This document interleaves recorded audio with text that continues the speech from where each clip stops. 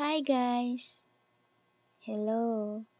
For today's video guys is lang, andito po ako sa Bukid, province namin, dito sa Bohol. Sa hindi ko pa pala ikwento lahat-lahat ng mga pangyayari at ipakilala sa lahat ng yung mga kasaman ko. Sa hindi ko pa simulan, hayaan niyo muna akong magpakilala. Ako nga pala si Sheila, isang Boholana at nagbakasyon na dito sa probensya. Guys, ito nga pala mga kasama ko. Ito po si Mayalos, kaibigan ko ng matagal ko nang hindi nakasama. Siguro 2 dekada na. Ganun katagal guys, na naiwalay kami sa isa't isa. At ito talaga, itong kaibigan ko na to, high school pa lang, mag-best friend na kami. Isa siya sa best friend ko guys, kasi 5 kami. Ngayon, eto, nagkasama kami ulit sa isang celebration kasi galing din siya ng ibang bansa. Alam nyo na, sa hirap ng buhay sa probensya, kailangan mong maghanap ng trabaho, hindi sa bukid, kundi sa malayo. Kasi walang choice guys. Alam nyo na, mahirap ang buhay dito sa province, lalo na pag hindi ka nakapagtapos at talagang mauwi ka sa palayan at hahanapin kung saan yung mas maayos na sahod. Kaya ganun. Kaya yun ang nangyari sa amin, nagkakaiwalay-walay kami. At ito nga palang magiging kasama ko guys dito sa video. Pakilala ko sila. Ito po yung anak ng kaibigan ko. At ito naman si mama. At andito din po yung mama ng kaibigan ko. At mamaya guys, makikita nyo lahat ng mga kasama namin. This time guys is maaga pa pala, 10:00 ng umaga. At itong ginawa namin, nagsugba po kami ng bangos. Alam nyo ba guys, yung kaibigan ko pang may dala kung ano man ang inahanda namin ngayon. At alam nyo ba, sobrang tuwa ko kasi binigyan niya ako ng oras na makasama siya ulit. Kasi sobrang tagal na talaga na hindi kami magkasama. At itong kaibigan ko nito, hindi lang best friend ang turingan, kundi yung parang pamilya na. Kaya sobrang thankful ako na nabigyan kami ulit ng pagkakataon na nagkasama, nagtawanan, nagkulitan, nagkainan, kasama yung pamilya namin. At ito nga pala guys, yung bunsong kapatid niya, yung bunsong anak niya. Para lang kasi silang magkapatid, kasi maliit kami. Oh guys, at ito naman yung mama niya. Andito sila guys, kasi gusto ko magkasama-sama kami kahit ala naman masyadong handa. Tsaka hindi talaga ako nakapaghanda para sa kanila kasi hindi ko na-expect na bisitahin nila ako. But so happy kasi sila pa ang nagdala ng makakain namin. Nagdala sila ng bangos, dala sila pati ng ililitsyon namin na pato. Yes guys, may dala ng mga pagkain. At simulan na natin guys. Ito nga palang kaibigan ko na to. Classmate na kami. Simula pa lang sa elementary hanggang naging high school kami. Nung pagkatapos namin ng high school, doon na kami nagkakahiwalay.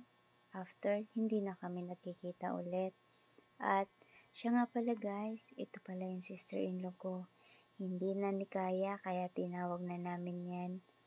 Kaya ayan, tumulong na sa paglitsyon. Oh guys, Yan yung pato na dala ng kaibigan ko. Sila may dala. Wala kasi kaming pato eh. Sila marami. Kaya nagdala siya para iluto namin. Actually guys, hindi yan para sa lechon. Para talaga yan sa pato team. Kaya lang, naisip ko na wala kaming handa na mga lamas. Kaya ang ginawa namin, ipatutim na lang. Kaya yan, nalitsyon tuloy yung pato. Litsyon to.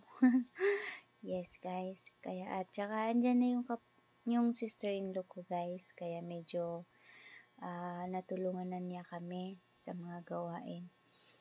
At alam nyo ba guys, start na tayo dun sa kwento. Itong kaibigan ko na to, simula nung nag-high school, hindi na kami nagkikita-kita. Nagkakahiwalay na kami ng landas. 5 kasi kami guys. 5 kami magka-best friend. Puro babae. Alam niyo yung dating guys, F4. Yan, 5 kami na magkakaibigan. Meron kaming Shanshay. Pangalan niya is Maria Flor.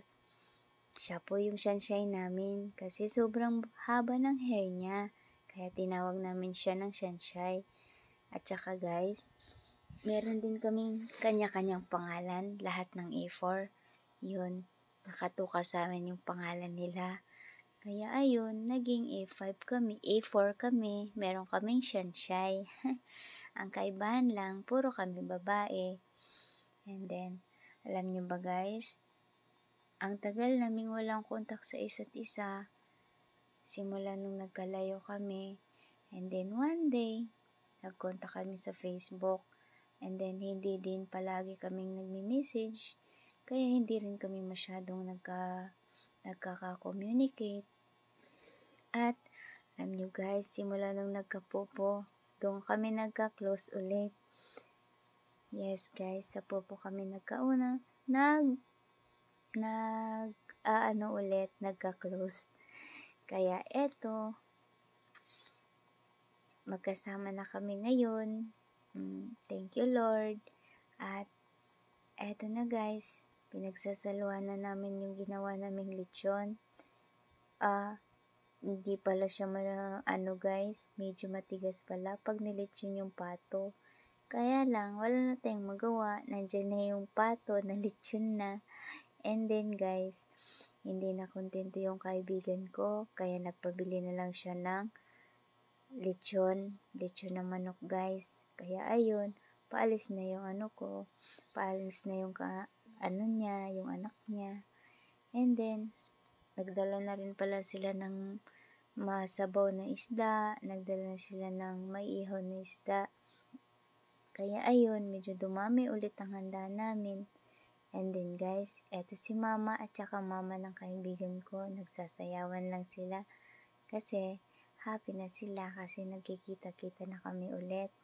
Kaya sobrang thankful ako sa kaibigan ko na binigyan ako ng oras kahit na hindi man madalas, paminsan lang. Kasi guys, nasa Pampanga na rin ako nakatira at siya naman, bihira lang siyang makauwi. Sa ibang bansa kasi siya nagtatrabaho guys. Doon kasi, by kontrata kasi, hindi ka basta-basta makauwi. At mas maganda na matapos mo yung kontrata mo para hindi mo mabayaran yung ticket mo at mauwi ka ng libre. At kaya sobrang thankful ko na binigyan niya ako ng oras, binigyan niya ako ng time, at lalong-lalo na sa love na nandun pa rin.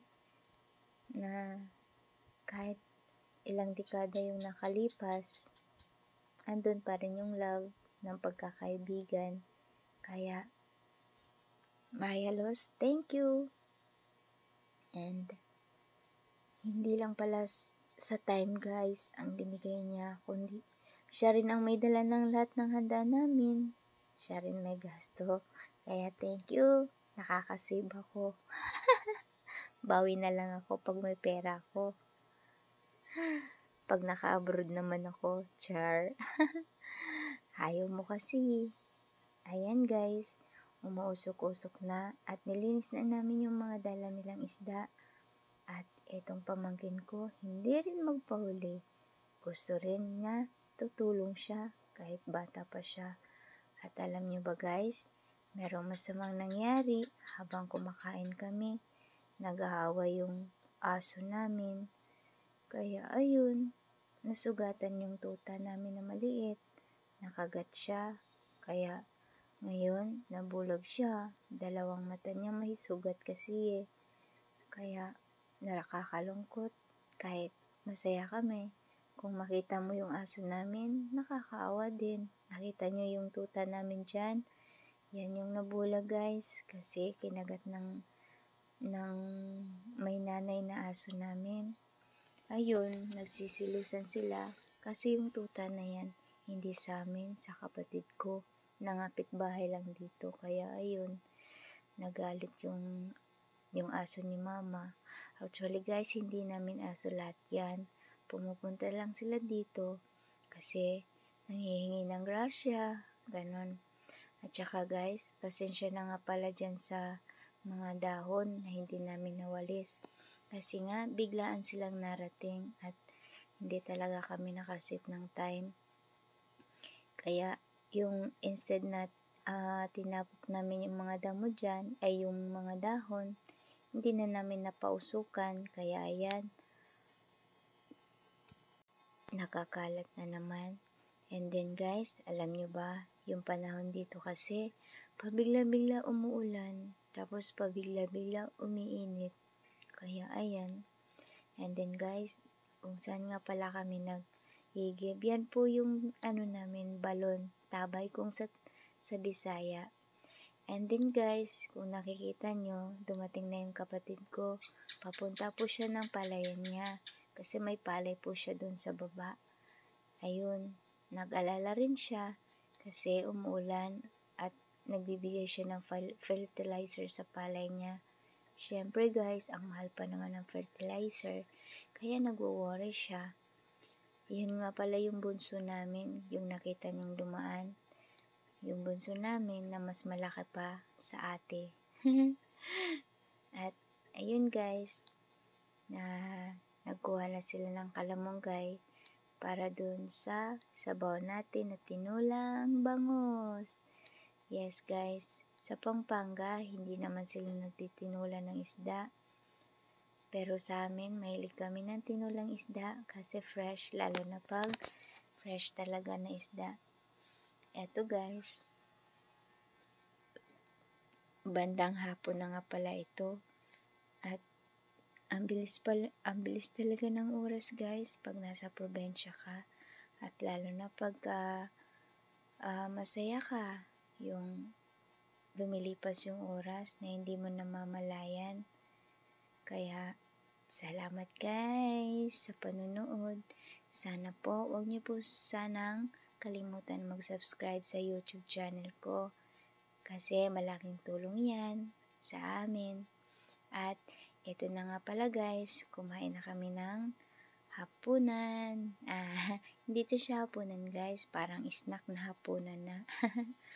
Ayan na guys, andyan na yung kapatid ko. Andyan na rin yung kapatid ng kaibigan ko. Nagtatapok na kami kasi nag-uusap na sila na baka uwi na yung mama ng kaibigan ko kasi may pupuntahan sila.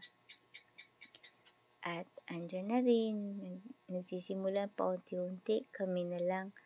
At nagsisimula ding nagtakip silim. Kaya ang bilis ng gabi tingnan nyo guys, madilim na. Parang kailan lang, 10:00 pa ng umaga. Ngayon, 7:00 na ng gabi. Ang bilis no? Ay, sorry. Hindi pala. 6:00 pala ng gabi. Yan guys, ang bilis ng oras. Halos hindi mo mamalayan pag masaya ka. Yung tipong iba talaga ang saya pagkasama mo ang totoong nagmamahal sa'yo. Kaya, di ko makalimutan yung oras na to at araw na to. Kaya, Inday Malos, thank you. Thank you sa oras. Thank you sa love. At saka, thank you sa pagkain. Sana maulit muli at sana kahit hindi tayo magtagal magkasama, nagkikita-kita pa rin tayo. Hindi lang sa cellphone, kundi in person na. Malapit ka na rin bumalik eh. Salamat ha. Kasi sa tagal ba naman nating magkahiwalay at ngayon binigyan mo pa rin ako ng time para makasama ka. Kaya thank you so much guys sa lahat po ng nanonood ng video ko. Sana po i-subscribe nyo ako at sana wag nyo din po i-skip yung ads. Kasi malaking tulong po yan sa amin. Thank you guys sa panonood nyo. Bye bye!